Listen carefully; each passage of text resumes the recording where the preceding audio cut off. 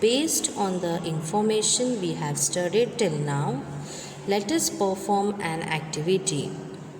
We know there are 4 major types of bones in our body. Let us classify the bones found in human body into these 4 types and study their importance. So now we will observe a picture of the human skeleton and classify the bones in 4 types, that is flat bone, irregular bones, small bones and long bones. Head and face bones of skull, sternum are flat bones. These bones protect delicate internal organs of the body. The other types of bones found in human body are the small bones. These bones are present in the wrist and ankle. Carpals, tarsals are small bones. These bones help in performing hand and leg movements. Next, that is the third type of bone, that is called as irregular bones. Bone of the spine are irregular bones. Delicate organs like spinal cord protected by bones of the spine. These bones provide flexibility to body. Long bones is the fourth major type of bone. Some hand and leg bones are long bones. These bones help in movement and locomotion. So, after studying this about different types of bones present in body and their importance, let us now learn more about movements carried by these bones with the help of an activity. So now let us begin with the activity. So here move the different parts of your body from the head to the toes. What do you observe? Some parts of the body can be bent while some other parts can be turned. For example, arms and legs can be bent while neck and wrist region can be turned. All these movements are possible because the bones in our body are connected to each other by means of ligaments. The places where bones are connected are the joints. Let us now learn about these joints. Joints. Joints are the places where two or more than two bones are connected to each other. Joints are of two types: movable joints and immovable joints. Movable joints help the bones to make movements. Joints present in arms and legs are examples of movable joints.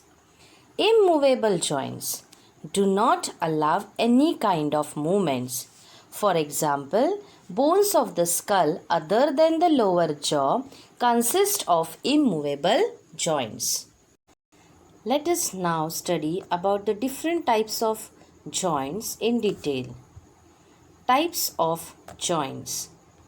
There are different types of movable joints. Hinge joint is a type of movable joint which allows the movement of bones only in one direction. This joint enables the bone to move by 180 degrees only in one direction. If we lift our forearm upwards from the elbow, the palm of our hand reaches the shoulder. But if we stretch out the forearm straight and try bending the forearm backward, it does not happen. Joints found in knee also perform this type of movement. Therefore, joints found in elbow and knee are hinge joints. Second types of movable joint, that is ball and socket joint. This type of joint allows movement of bones in two or more directions. These joints allow the bones to move by 360 degrees in two or more directions. The shoulder bone is shaped like socket at its outer end. The ball shaped like part of humerus fits into this socket of shoulder bone and allows rotational movement. Therefore, this joint is called ball and socket joints. Joints present in the hip also performs this type of movement. So now let us study about third type of movable joint, that is gliding joint. In this type of joint, the bones can only slide over each other. Joints found in wrist and the ankles are the gliding joints.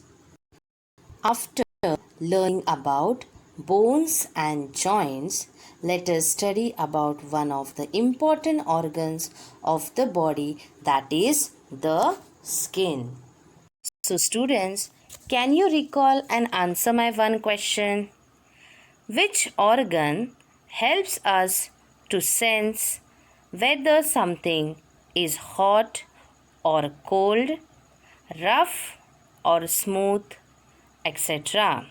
Yes, skin is the organ which enable us to sense this type of touch. It is an important and large organ of all living things. The outermost covering of the body is called the skin.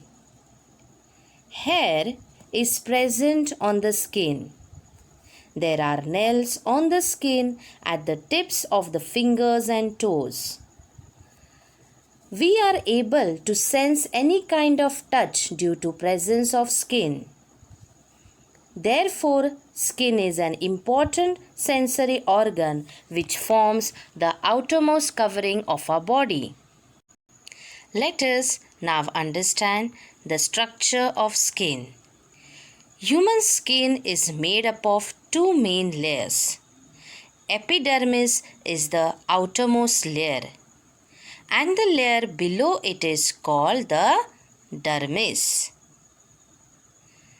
Below the dermis, there is a network of blood vessels and nerve fibers. The subcutaneous layer under this network maintains normal body temperature. The epidermis has various layers in it. So children, can you tell what happens when we walk or play in the hot sun? Correct. After some times we get tired. Okay. So children, when we walk in the hot sun or when we play in the sun, we get tired, but at the same time our skin becomes wet. This is because of sweat.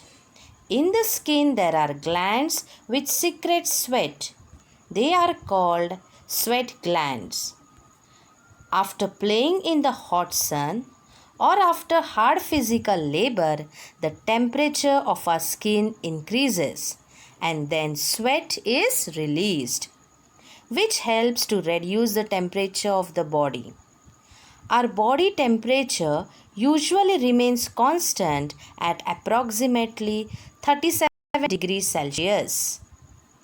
Let us now discuss the functions of the skin.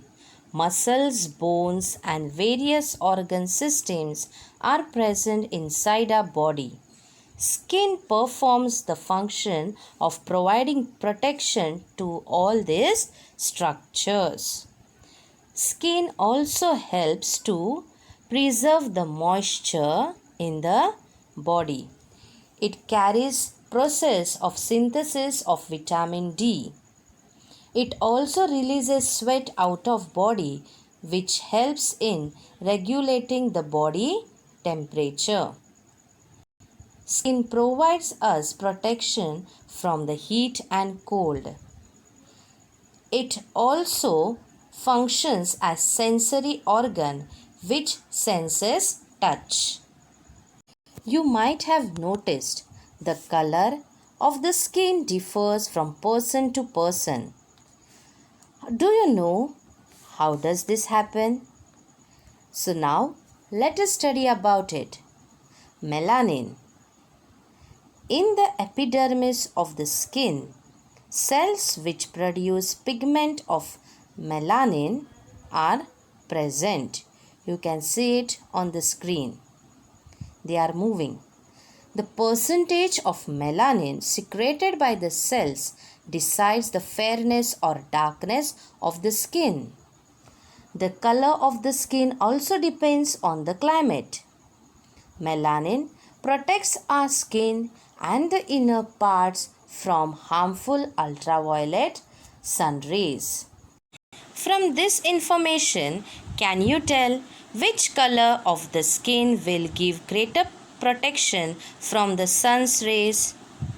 Yes, skin which has more amount of melanin in it provides more protection from harmful ultraviolet rays. When melanin is produced by the skin in abundance, the color of the skin is black. This means the black color skin provides maximum protection from ultraviolet rays. Now, let us study about the changes that take place in the skin according to age. When we observe our skin, we find that our skin is very soft and clear. On the other hand, when we observe the skin of our grandparents, we find that there are many wrinkles on their skin. Do you know why does this happen? As we grow older, the proportion of fat beneath the skin reduces. However, the previously taut skin does not shrink. This causes wrinkles on the skin of older people. Do you know? Melanin decides our hair color too. Jet black hair color is due to pure melanin, while brown lighter hair color is due to sulfur in the melanin, and reddish hair color is due to presence of iron in the melanin. Always remember, for the health of our skin, it is important to keep it clean. Discriminating between people based on their skin color is unscientific and wrong. Avoid the temptations of using artificial means to become fair. What have we learnt? All the bones in the body along with the cartilage together form the skeletal system. Skeleton gives shape and support to the body. The outer covering of the body is called the skin. The skeletal system and the skin perform the important function of protecting the body and the internal body parts. We must take care of our skeletal system and skin. The skull, the rib cage, the spine, and the bones of the arms and legs are the main parts of the human skeletal system. Epidermis and dermis are the two main layers of the human skin. So, here we have completed our lesson. I hope you have understood all the concepts from this lesson, that is our skeletal system and the skin. So the homework for you all is to read the lesson and write the answers of can you tell, can you recall, use your brain power. Whatever we have discussed in the videos, that same answers you can write with pencils in your textbook. Thank you. Take care.